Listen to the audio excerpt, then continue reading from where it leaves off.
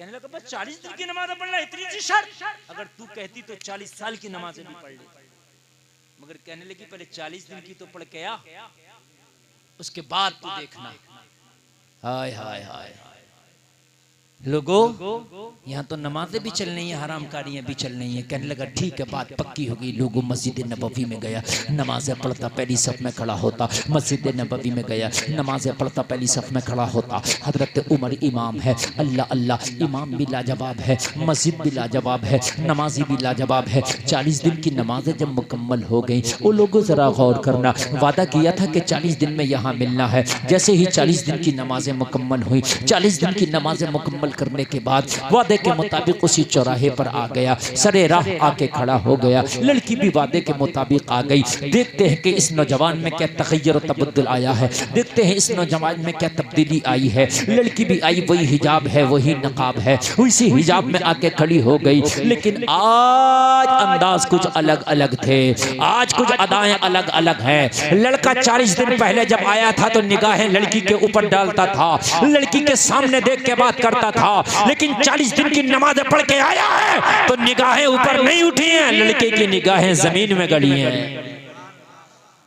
अब नहीं देखता निगाह उठा के। लड़के ने कहा ये तो बता, अब तेरी निगाह को क्या हो गया? 40 दिन पहले आया था तो नजर मेरे ऊपर डाल के बात करता था, नजर उठा के बात करता था। लेकिन अब आया है तो निगाहें झुका के बात करता है, निगाहें गिरा के बात करता है। तो लड़की से कहने लगा, अरे क्या बताऊं, 40 दिन नमाज़ें क्या पढ़ी, दिल की दुनिया बदल गई, दिल की दुनिया बदल गई। 40 दिन पहले तेरा हुस्न मेरे दिल में बसता था, 40 दिन की नमाज़ें क्या पढ़ी, अब किसी दुनियादार का हुस्न दिल में नहीं बसता, मदीने वाले के हुस्न के दिल में बसता। जिंदाबाद। अब मदीने वाले के हुस्न के जलवे,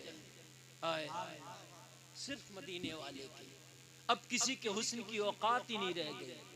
और तू जैसी अगर लाखों हो तो मेरे सामने बेकार है, इसलिए कि मेरे दिल की दुनिया बदल गई, मेरे दिल में मदीने वाले की मोहब्बत बस गई। और जो दिल मदीने वाले को दे देता है वो दुनिया के हुस्न पे खुदा की कसम अपने आप को कभी नहीं बेचता, वो कभी नहीं बेचता। लड़की ने कहा मुझे तो पता था कि मैं कुरान से तेरा इलाज करूंगी तभी हो पाएगा, मैंने इसलिए तो ये कुरानी नुस्खा बताया था। लोगों, अगर नमाज सही दिल से पढ़ लो, सही तरीके से पढ़ लो, तो खुदा की कसम खा के कहते हैं हर बुराई से दिल तेरा उठ जाएगा, बुरा काम करने को तेरा मन ही नहीं करेगा, कर ही नहीं सकता। लेकिन नमाज होना चाहिए।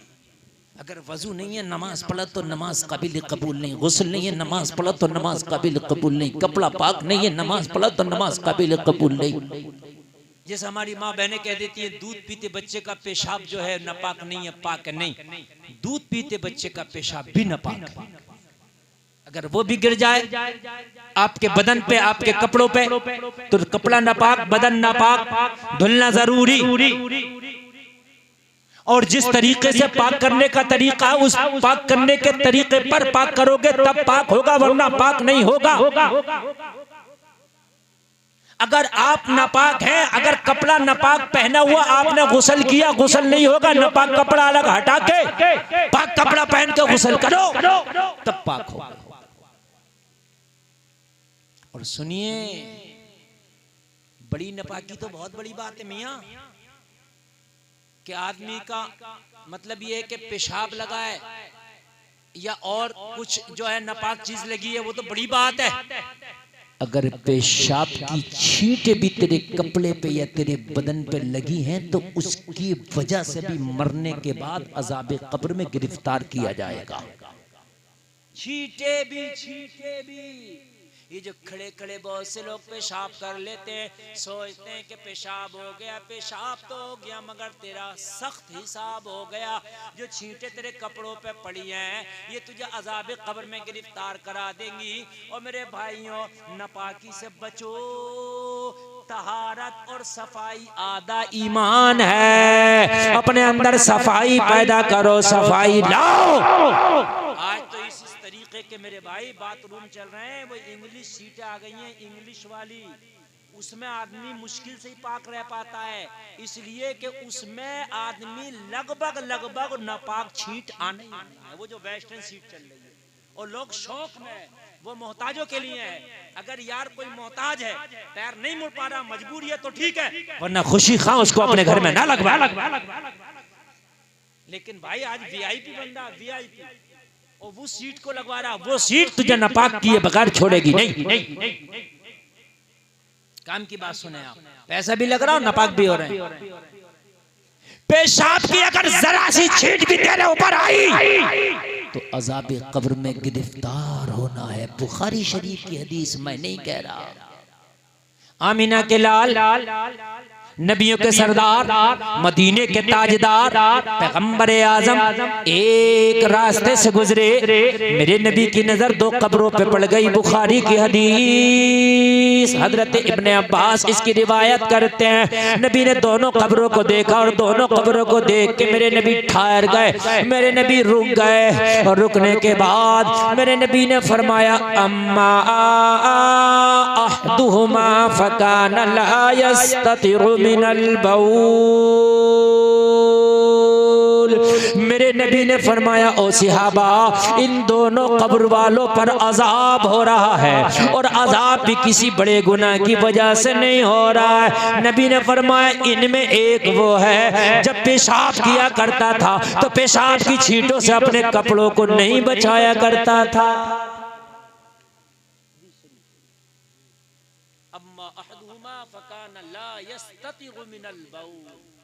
कान खोल के सुने, बाज तो एक हफ्ता बगैर इस्तिंजा का रह रहा है, उससे कहो कि भाई नमाज पढ़ ले, तो क्या कह रहा मौलाना कपड़े पाक नहीं है, मरेगा तो क्या फरिश्ते से भी कह देगा कि अभी मेरी रूह ना निकाल, मेरे कपड़े पाक नहीं है। ऐसी नापाकी के आलम में जाना होगा। और मेरे भाई अगर तुम नापाक हो, तुम्हारा बदन नापाक, कपड़ा नापाक, और अगर मौत आ गई तो रहमत के फरिश्ते तुम्हारे पास नहीं आएंगे। अगर आप नापाक हैं तो फौरन पाक हो जाएं। अगर रात में किसी टाइम में, टोपे वालों, रात में किसी टाइम नापाक हो गए तो उसी वक्त पाक होना जरूरी है। इंतजार सुबह का ना करो, क्या मालूम सुबह से पहले तुम्हारी मौत आ जाए। बात समझ में आ रही है नहीं? असल में ये तकरीर जो थी कुछ पढ़े लिखे लोगों में करने की थी, और मैंने आप लोगों में कर दी। आप लोग हैं कि बस जल्दी से मौलाना कुछ इधर उधर की बात करें जिसमें हमें मजा आए, हंसें और अपने ठट्टे लगाएं और चले जाएं। और वो तकरीरें मैंने कर दी बंद, बिल्कुल बंद, इसलिए कि मैंने वो इसरा के लिए की थी वो तकरीरें भी, मगर चैनल वालों ने उस पर ईमू लगाया, खी खी खी खी खी खी खी लगाया, और करने के बाद में उसका माना ही दूसरा कर दिया, उसका माना ही अलग कर दिया। मेरा उससे भी मकसद क्या था? मकसद उससे भी था लोगों की इस्लाह, अपना तरीका होता है इस्लाह करने का। तो मैंने बदल दिया चैनल, मैंने गेरी बदल दिया। अब दिखाओ हंस के, कैसे हंसोगे? हाँ, अरे भाई ये चादर क्या कर रहे हो? अरे इसको यार सीधा कर लो। हाय हाय, तुम्हारी चादर तुम्हें लेडू लेडू। यार एक बात बताओ, कितनी अच्छी तकरीर चल रही है मेरे भाई, है? पेशाब की छींटों से भी अपने आप को बचाना जरूरी है। ये जो एक एक हफ्ते तक बगैर इस्तिंजा के घूम रहे हैं, और मुझे तो ऐसा लगता है इस्तिंजा कितने लोग करते होंगे, मैं मुसलमानों की बात कर रहा हूँ, गैरों की नहीं। मुश्किल से 40 से 30% ऐसे मुस्लिम हैं जो इस्तिंजा करते होंगे, यानी वो पाक करते होंगे, वरना पेशाब किया और ऐसे ही पैजामा और पैंट बांध लिया। जब छींटों के मारे, बुखारी की हदीस कह रही है कि अज़ाब कब्र में गिरफ्तार होगा, तो ये बताओ कि जब 50 ग्राम पेशाब पैंट में लेके घूमेगा तब क्या होगा? बात है कि नहीं? जब 50 ग्राम पेशाब पैंट में लेके घूमोगे तब क्या होगा? ये तो तुम खुद फैसला करो। ये बात मेरे अपने घर की नहीं, ये नबी की जबान है, नबी की हदीस है, नबी का कौल है, और है कौले मोहम्मद, कौले खुदा। फरमान न बदला जाएगा, बदलेगा जमाना लाख, मगर कुरान न बदला जाएगा। इसको आप बदल नहीं सकते, ये हक है, बिल्कुल, और सच है। ऐसी पैंट के जिसमें आप बैठ के इस्तिंजा ना कर सको, फाड़ के फेंक दो, आग लगा। देखो मैं पैंट पहनने मना नहीं कर रहा हूं, सुन लीजिए आप, मैं ये नहीं कह रहा कि साहब बिल्कुल पैंट ना पहनो, आप पैंट पहनो लेकिन ऐसी पहनो कि जिसमें आपकी पाकी का सही ख्याल रह सके, पाकी हासिल कर सको, ताकि आप हाजत सही से, आप हाजत से फारिग हो सको, नमाज पढ़ो तो रुकू और सजदा ठीक से हो सके। ऐसी पैंट पहनो, ऐसी पैंट पहनो जिसमें आपकी पिंडलियां और जांघें जाहिर ना हो, यानी चुस्त ना हो, ढीली हो, ऐसी पैंट आप पहन सकते हैं। लेकिन वो पैंट के जो चुस्त है, जिसमें जांघें पता चल रही हैं, आपकी पिंडलियां पता चल रही हैं, जिस्म के उतार चढ़ाव, नशेबो फराज का पता चल रहा, ये पैंट जायज नहीं है। जिसमें आप पेशाब नहीं कर सकते, बैठ नहीं सकते सही से, वो पैंट आपकी जायज नहीं है। मेरे भाई कान खोल करके सुनो, अगर ऐसी पैंटें हैं तो आज के बाद उन पैंटों को मुकम्मल तरीके से अपने से दूर कर दो, इसलिए कि अगर इन पैंटों ने तुम्हें नापाक कर दिया तो कब्र के अजाब में गिरफ्तार होना पड़ेगा। मामला बड़ा खतरनाक है, बहुत खतरनाक मामला है, बहुत खतरनाक। अल्लाह रहम करे। हाँ, बहुत खतरनाक। मेरे नबी ने फरमाया, बुखारी शरीफ की हदीस है, कहा इसमें पेशाब की छींटों से नहीं बचता था ये। हाय हाय। अब मुझे बताओ, रसूल के जाहिरी जमाने में अगर पेशाब की छींटों से न बचने वाले पर अगर अज़ाब कब्र आ जाए, तो जो आज पैंट पहन करके इस्तिंजा ही नहीं करता, मुझे बताओ पाकी हासिल ही नहीं करता, उसका क्या होगा अज़ाब में कब्र में? किस तरह से उसे गिरफ्तार किया जाएगा? कब्र में क्या होगा मेरे भाई? किसे पुकारेगा कब्र में? और मेरे मुसलमान भाई, जब मौत आएगी ना तो एक सांस की भी मोहलत नहीं दी जाएगी, इसलिए हर वक्त पाक रहो। अगर रात में नापाक हो जाओ तो सुबह होने से पहले पाक हो जाओ।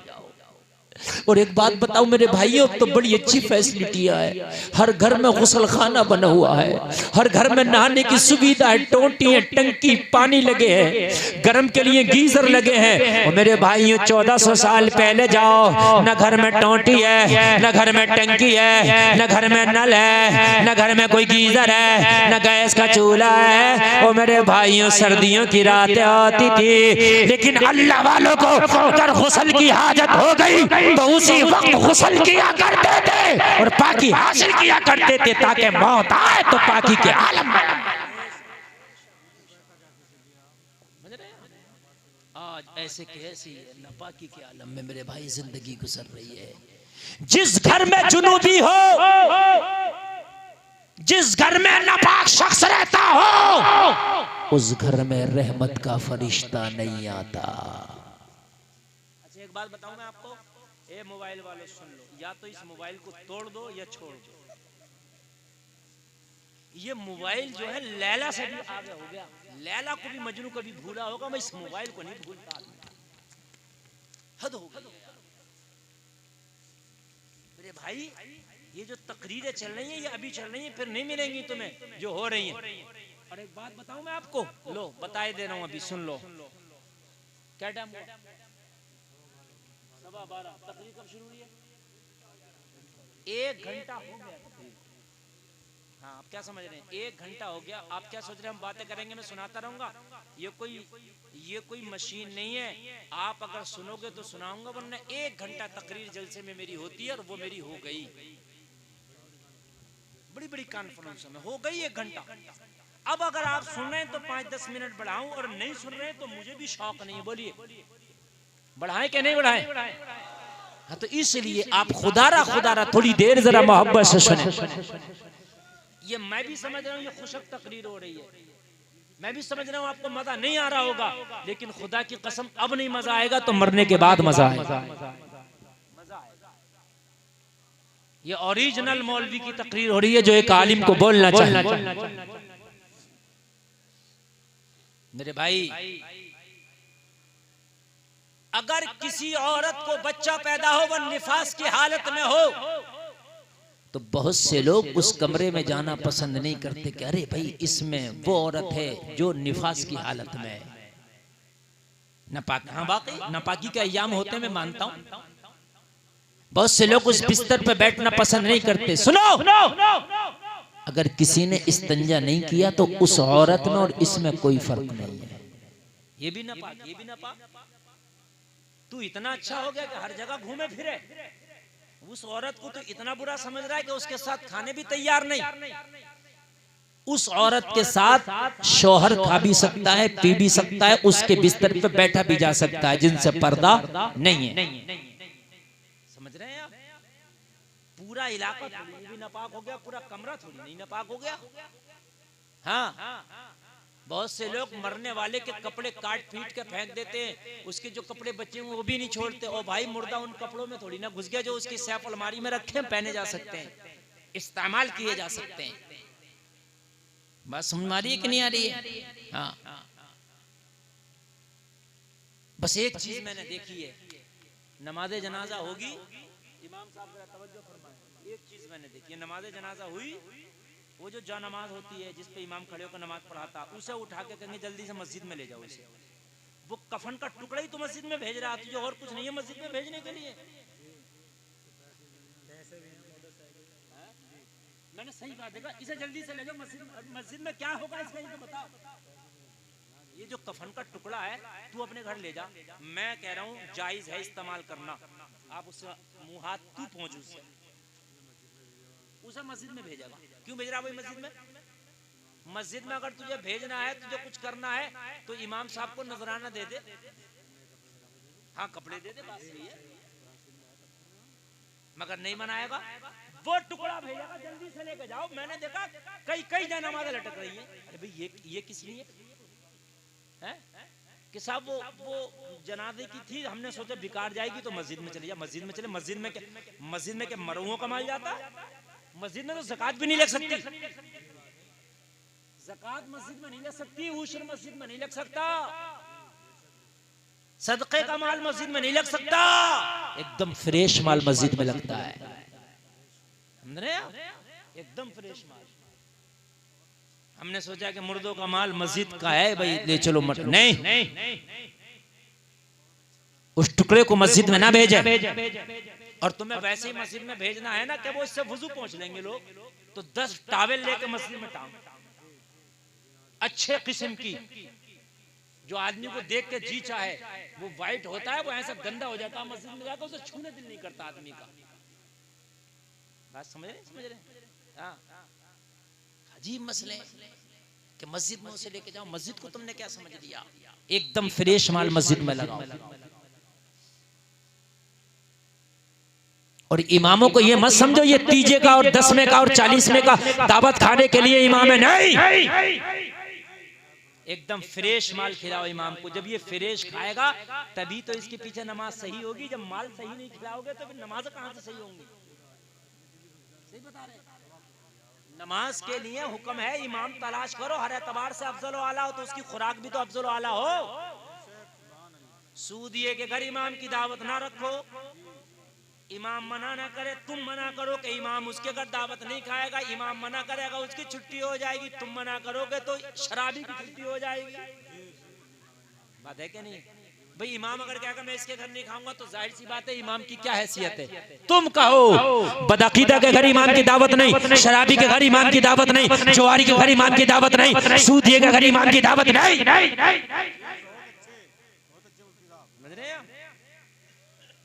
और जिसने हराम काम खुल्लम खुल्ला कर रहा है, वो चाहे कोई भी हराम काम हो खुल्लम खुल्ला, उसके घर इमाम की दावत नहीं।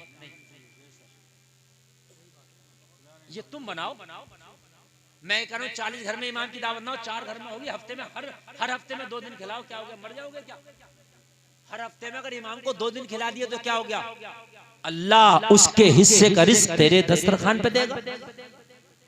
4 हो चाहे, लेकिन इसलिए देखो एक बात बताओ, जब इमाम हलाल खाएगा तो हलाल बात बताएगा, जब इमाम को हलाल खिलाओगे नहीं तो डंडे की नोक पर डंडे ठोक के वो सही बात कैसे बोलेगा?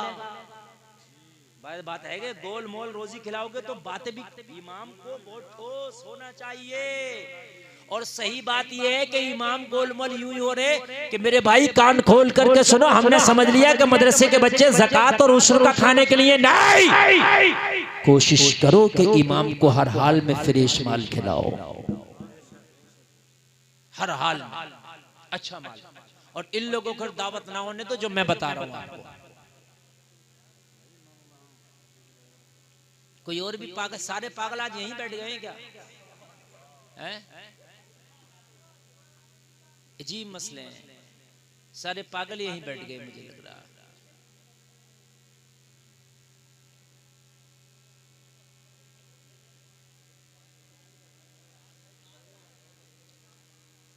बेटा तुम बहुत शोर मचा रहे हो, मरने के बाद खुदा की कसम खा के कह रहा हूं ना, तुम्हें पता चल जाएगा। तुम अभी जानते नहीं हो। बादब बानसीब, बेअदब बेनसीब है। अगर काबे में रह के भी बेअदबी करोगे तो खुदा की कसम, अबू जहल काबे में ही जाता था, आता था, मक्का में पैदा हुआ, मक्का में रहता था, लेकिन कुछ हासिल ना कर सका इसलिए कि बेअदब था। और हजरत उवैस करनी यमन में रह के अदब बजा लाए, आशिकों के इमाम बना दिए गए। अदब सब कुछ है मेरे भाई, बिना अदब, ये उलमा की महफिल है, मुस्तफा का जलसा है। ना सुनो तो चुपके से उठ के चले जाओ, और अगर सुनना है तो अदब से। मैंने जो हदीस शरीफ पढ़ी है इसका मफहूम बयान कर दूं, और अल्लाह अल्लाह खैर सल्ला भाई, आप ना सुनिए कोई बात नहीं है, मैं अपनी बात कह करके मैं चला जाऊं ताकि मेरी जिम्मेदारी खत्म हो जाए। सब जो फरमा लें आप।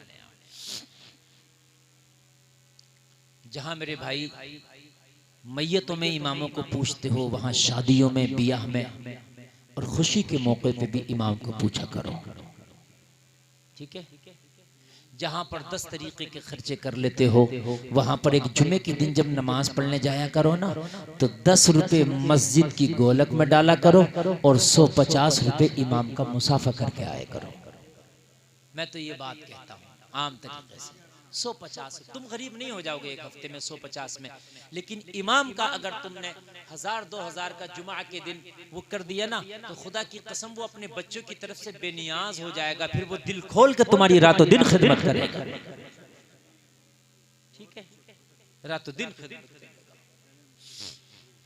कुछ इमाम ऐसे हैं जो सेट से काम करते हैं, उनकी मजबूरियां उनके काम कराती हैं, इसलिए कि तनख्वाह में भला नहीं होता तो वो सेट से काम लगाते हैं। तुम इतना नवाज दो इमाम को, और अगर इमाम सेट से काम करे तो तुम सवाल कर दो, हजरत हमने तो इतना नवाज दिया कि अल्हम्दुलिल्लाह तुम्हारे बच्चों का भला पूरा हो जाता है, अब कोई और काम ना करो, सिर्फ हमारी खिदमत करो, सिर्फ हमें दीन सिखाओ। बात है कि नहीं मेरे भाई? हाँ, मैं अर्ज कर रहा था, सुने मेरे भाई, जब तक आपका जिस्म, कपड़ा, बदन पाक नहीं होगा, उस घर में रहमत का फरिश्ता नहीं आएगा जिस घर में जुनूबी होगा। सुन लीजिए आप,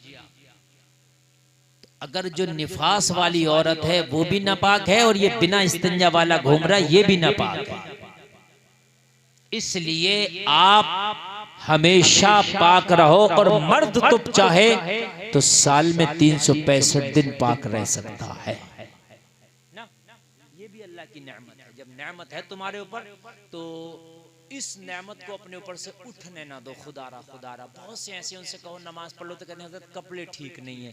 मेरे भाई तेरे कपड़े ठीक क्यों नहीं है? तू हमेशा कपड़े अपने ठीक रख।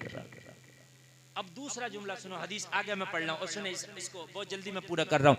वअम्मल आखरु फकान यमशी बिन्नमीमा, मेरे नबी ने फरमाया इनमें दूसरा वो है जो अज़ाब कब्र में गिरफ्तार किया गया कि ये चुगली किया करता था। क्या करता था? चुगली। ये बड़ी अहम बात है, इस पे मैं थोड़ी देर गुफ्तगू कर लूं, मेरी माँ बहनें भी सुन लें और आप लोग भी सुन लें। ये दूसरा वो है जो चुगली किया करता था। चुगली क्या है लोगों?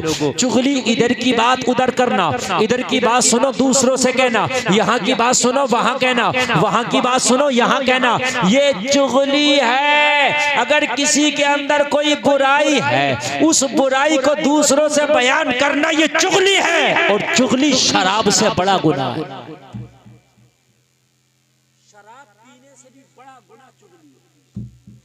जुआ खेलने से भी बड़ा गुना चुगली है, सूद खाने से भी बड़ा गुना चुगली है।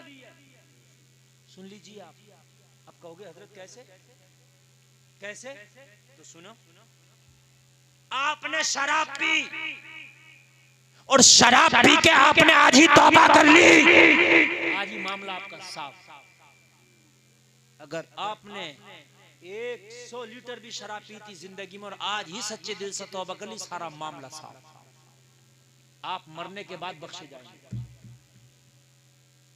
तवज्जो फरमाइए। आपने जुआ खेला, तौबा कर ली, मामला साफ। लेकिन चुगली कर ली, तौबा कर ली, कबूल नहीं। चुगली ऐसा गुनाह है जो तौबा से माफ नहीं होता। बड़ा खतरनाक मसला जो मैं बयान कर रहा हूँ। मेरी माँ बहनें खास तौर से सुने, ये आदत हमारी माँ बहनों में ज्यादा, खवातीन में ज्यादा, जब तक इधर की उधर नहीं करती इनकी पेट की रोटी हजम नहीं होती। से बता रहा हूँ, जहां चार बैठेंगी वहां चार जगह की बात जरूर करेंगी। मेरी माँ बहनों, बड़ा खतरनाक गुनाह तौबा करने से भी माफ नहीं होता। तो आप कहोगे हजरत कैसे माफ होता है? तो जिसकी चुगली करी है उससे पहले माफी मांगो, फिर अल्लाह से माफी मांगो, वो भी माफ कर दे तब अल्लाह माफ करेगा। और जो आप थोक में चुगली कर रहे हो, एक बार में बैठे तो कम से कम 25 लोगों की बुराई करके उठे, तो कहां तक मांगोगे माफी? एक बैठा लंदन में, एक सऊदी में, एक मुरादाबाद में, एक बरेली में, जा कहां तक जाएगा? जमीन बेच के भी किराया पूरा ना कर पाएगा। चुगली जो कर रहा है ना, तो मांग सब पे माफी। अब तुम सोचोगे कि यार माफी कैसे मांगेंगे, तो मामला ये हुकूकुल इबाद का है। ये डायरेक्ट अल्लाह से ताल्लुक नहीं रखता, ये बंदों से ताल्लुक रखता है। बड़ी अहम बात बता, खुदा की कसम पूरी तकरीर में इससे ज्यादा अहम कोई बात ही नहीं बताने लगा। अल्लाह हम सबकी हिफाजत फरमाए। मेरा मौला पहले मेरी हिफाजत फरमाए। हो सकता है मुझसे भी कितनी चुगलियां हो जाती हैं। अल्लाह महफूज फरमाए हमसे। किसी की पीठ पीछे बुराई करना, वो बुराई उसके अंदर है, ये चुगली है। अल्लाह माफ नहीं करेगा जब तक कि उससे माफ नहीं करेगा। मरे हुए भाई के गोश्त खाने के बराबर बताया गया चुगली करने वाले को। हाँ। चुगली करना ऐसे जैसे मरे हुए भाई का गोश्त खाना। कौन पसंद करेगा अपने मुर्दार भाई का गोश्त खाना? ये चुगली। बाज आओ। अब आपको एक बात आज और बता दूं, चुगली कौन कौन सी बात चुगली में आती है? रुमाल वालों, कौन कौन सी बात चुगली में आती है? या तो बताओ, और या फिर ये बताओ सुन क्यों नहीं रहे मेरी बात? नहीं, मैं सुन भी लूंगा, मैं सबक पढ़ा रहा हूं, मैं बेवकूफ नहीं हूं, तो मैं पढ़ा रहा हूं मैं। यार ये बात हमें पता भी तो होनी चाहिए। यार कौन सी टैबलेट हमें नुकसान करेगी तो पहले पता भी तो होना चाहिए ना कि ये टैबलेट हमें नुकसान करेगी तो ये नहीं खाना है। अब मैंने ये कह दिया चुगली करना हराम है भाई, गुनाह कबीरा है, तो ये भी तो पता होना चाहिए कौन कौन सी बात चुगली में आ रही है। नहीं समझ में आई? यार ये भी तो पता हो कि कौन कौन सी बात चुगली में आती है। हमें पता ही नहीं तो हम बताएंगे कैसे? जैसे मक्का के काफिरों ने मेरे नबी से पूछ लिया था, अगर आप नबी हैं तो ये बताओ कौन कौन सा जानवर अंडा देता है और कौन कौन सा जो है मनुष्य और जानवर बच्चा जनता है। बता ही नहीं पाएंगे, कितना भी बताएंगे कोई ना कोई तो रह ही जाएगा। और जब रह जाएगा तभी हम कहेंगे लोग ऐसे नबी हैं, कोई ना पता नहीं। बताओ कि कौन कौन सा जानवर, इंसान, मनुष्य, 2 पैरा 4 पैरा, बताओ कौन सा अंडा देता है, कौन सा बच्चा जनता। लोगों एक ही बात में बात खलास कर दी का जिनके कान जाहिर हैं वो बच्चा जनते हैं, जिनके कान जाहिर नहीं है वो अंडा देते हैं। एक ही जुमले में बात खत्म, एक ही जुमले में बात खत्म हो गई। हाँ, एक ही जुमले। अब ये भी तो पता चले कौन कौन सी चुगली है, तो एक ही जुमले में बात खत्म कर दूंगा। अगर बताऊंगा तो फजर हो जाएगी, नहीं बता पाऊंगा कि क्या क्या चुगली है। किसी को ये कह दिया वो बहुत खाना खाता, ये भी चुगली है। ये कह दिया वो बहुत लंबा, ये भी चुगली है। ये कह दिया वो टिंगना, ये भी चुगली है। ये कह दिया उसकी खेती बड़ी हारती है, ये भी चुगली है। उसकी गाड़ी तो फटफटिया, ये भी चुगली है। उसका मकान बहुत हारता, ये भी चुगली है। उसकी टोपी अच्छी नहीं, ये भी चुगली है। वो पुराने कपड़े पहनता, ये भी चुगली है। उसके बदन से बदबू आती है, ये भी चुगली है। वो जल्दी नहाता नहीं है, ये भी चुगली है। उसके घर का नल अच्छा नहीं है, ये भी चुगली है। उसके घर में खाना अच्छा नहीं बनता, ये भी चुगली है। उसके घर में जो है लोग अच्छा नहीं खाते, ये भी चुगली है। लोगों अब कहाँ तक गिनाऊं कि चुगली क्या क्या, इतनी इतनी सी बात है, चुगली है। उसके घर की शादी अच्छी नहीं हुई, ये भी चुगली है। उसकी बारात अच्छी नहीं थी, ये भी चुगली है। उसका दूल्हा अच्छा नहीं था, ये भी चुगली है। उसकी बीवी अच्छी नहीं, ये भी चुगली है। उसका लिबास ऐसा है, ये भी चुगली है। मुझे बात आई तो मैं क्या क्या बताऊं। इसलिए एक जुमले में बात खत्म कर देता हूं।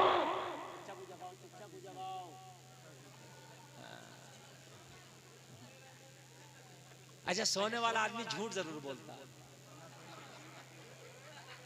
सही बात है। आप उसे उठाओ, सो रहा अगर ना तो, और उससे पूछो अच्छा बताओ अभी क्या कही हजरत ने बोला था, यहीं तो जरा सी झपकी लग गई, बाकी तो जग रहा हूं। नींद जो है बड़ी, लेकिन मेरे भाई मैं बड़ा हसास आदमी हूँ। मुझे 1 लाख के मजमे में भी बुलवाना, मैं पूरे मजमे पे ऐसी नजर रखता हूँ जैसी इतनों पर नजर रखता हूँ, सब पे नजर रखती है। कौन सो रहा कौन, मैं अगर नजरअंदाज कर दूं तो वो अलग बात है, मैं कुछ ना बोलूं। बाकी मैं एक एक की हरकत से वाकिफ हूं कि कौन कौन इस वक्त क्या कर रहा है। इतना हसास आदमी हूं, और जब तक इतनी एहसास पैदा नहीं होगा, जब तक स्टेज पर कामयाब आदमी नहीं हो सकता। तजर्बे की बात बता रहा हूं, ये एहसास होना चाहिए कि हम जब पढ़ रहे हैं तो कौन क्या कर रहा है, कौन हमें सुन रहा, कौन इग्नोर कर रहा। तवज्जो फरमाएं। जो चीज आप उसकी पीठ पीछे बयान कर रहे हैं, उसको बाद में पता चले फला मेरे हवाले से ये कह रहा था, उसे तकलीफ हो वो बात सुन के वो चुगली।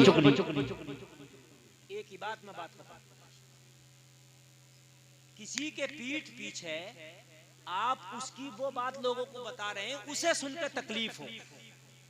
आप ये कहें कि मौलाना गुलफाम की गाड़ी अच्छी नहीं, मुझे पता चला फला साहब हजरत आपकी गाड़ी की बुराई कर रहे, मुझे तकलीफ हो, तो ये चुगली हो गई। बात समझ आई कि नहीं आई? ये है चुगली, जो शराब से भी बड़ा गुनाह है, जो शराब से भी बड़ा गुनाह है। बाज आओ, इस चुगली से बाज आना बहुत जरूरी है। ये इतना बड़ा गुनाह तौबा करने से भी माफ नहीं होता, मगर जब आदमी चुगली करने पे आ जाए तो अवाम इमाम मौलवी मुफ्ती तक को नहीं छोड़ता। चुगली करता है तो नहीं छोड़ता, फिर तो बुराई जब करेगा तो मौलवियों की ले लो, इमामों की ले लो, मुफ्तियों की ले लो, सबकी। मेरे भाई खुदारा चुगली उसी को कहते हैं किसी के अंदर बुराई है बयान करना, ये चुगली है। और किसी के ऊपर बहतान लगाना, यानी बुराई नहीं थी अपनी तरफ से लगा के कह दिया ये बहतान है, और बहतान की सजा ये है अल्लाह जहन्नम में जब तक जलाएगा जब तक के तुम उस चीज को साबित ना कर दोगे आपने जिसके हवाले से वो बयान किया है। अब उसके अंदर वो वस्फ है नहीं तो आप साबित कहां से करोगे, तो जहन्नम में ही जलते रहना होगा। बड़ा खतरनाक मसला है। बस 2 मिनट की बात और मेरी तकरीर बहुत लंबी हो गई। अल्लाह सलामत। आप लोग बोले जरा सुभान अल्लाह, और जोर से बोले सुभान अल्लाह। बस नबी ने 2 गुनाह बताए, दोनों कब्र वालों पे अजाब हो रहा था, तो नबी ने क्या क्या गुनाह बताया जरा बताओ इनका। पहले को क्या कहा, किस वजह से इस पर अजाब हो रहा है, पेशाब की छींटों से नहीं बचता था। दूसरे पे किस वजह से अजाब हो रहा है, चुगली करता था। बस ये 2 चीजें मैंने हदीस की बयान की, दोनों की वजह से इन पर अजाब हो रहा था। अब नबी ने क्या किया, अखज़ा जरीदतन रुतबा फशक्कहा बिनिस्फैन।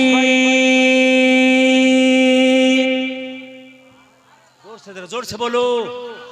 मेरे नबी ने एक तर शाख, तर कहते हैं गीली शाख को, किसी दरख्त से गीली शाख तोड़ी, फशक्कहा बिनिस्फैन, दो टुकड़े कर दिए। सुम्मा गरज़ा फी कुल्ली क़ब्रिन वाहिदा, दोनों टुकड़ों को एक एक कब्र पे मेरे आका ने लगा दिया। क़ालू या रसूल अल्लाह लिमा सनअत हाज़ा, मेरे नबी ने जब ये दोनों टुकड़े कब्रों पे लगाए तो सारे सहाबा पूछ लिए, आका ये आपने किस लिए किया, ये आपने किस लिए किया। फ़क़ाल लअल्लहु अन युख़फ़िफ़ अन्हुमा मा लम ययबिसा, मेरे नबी ने फरमाया ये जब तक तर रहेंगे, तर गीली रहेंगी, जब तक अल्लाह की हम्दो सना बयान करेंगी और इनकी हम्दो सना बयान करने के सदक़े में अल्लाह इनके अज़ाब कब्र में तख़फ़ीफ़ करता रहेगा। इसी हदीस से कब्र पे फूल डालने का हमें जवाज मिलता है। जो ये कहते हैं कब्र पे फूल डालते हो, ये कहाँ से जायज है? तो बुखारी की इसी हदीस से कब्र पे फूल डालने का जवाज, नबी ने तर शाखें लगाई, जब तक तर रहेंगी अल्लाह की हम्दो सना करेंगी, कब्र वाले के अजाब में तखफीफ होगी। तो अगर गीली शाख तर होती है तो फूल तो तर बतर होता है। इसे तो अगर मैं मसलूं तो शाख में पानी नहीं निकलेगा, लेकिन इसमें पानी निकल आएगा। बोलो है कि नहीं है? इस वजह से कब्र पर चादर नहीं डालो, बल्कि आप डालो तो फूलों की चादर डालो, फूल डालो। कपड़े की चादर डालने से बेहतर ये फूलों की चादर, या फूल डाल, घास डाल दो हरी, इससे क्या है, वो जब तक हरी भरी रहेगी, जब तक कब्र वालों को उसका फायदा पहुंचता रहेगा। इसीलिए कब्रिस्तान में जो घास होती है उसे बिल्कुल जड़ से खत्म नहीं करना चाहिए।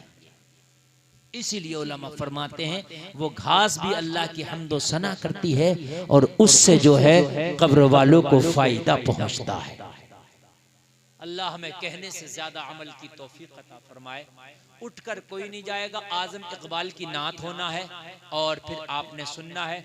मैंने आपको बताया नमाज पढ़ो बेहयाई और बुरी बातों से रोकती है, लेकिन नमाज पढ़ो वजू ठीक हो, गुस्ल ठीक हो। मैं खाली वजू के बारे में आपको बता पाया और मेरी तकरीर खत्म हो गई, और मैंने मगर इतना आपको इशारा कर दिया कि कपड़ा पाक हो, बदन पाक हो, फिर नमाज आप सही से पढ़ो, इंशाअल्लाह बेहयाई और बुरी बातों से रुक जाओगे। एक बार कलमा शरीफ पढ़ो, ला इलाहा इल्लल्लाह मुहम्मदुर रसूलुल्लाह। उठकर कोई नहीं जाए, एक नात कलाम सुने, उसके बाद सलातो सलाम दुआ के बाद जाएं। वमा अलैना इल्लल बलाग। अस्सलामु अलैकुम। नारे तकबीर।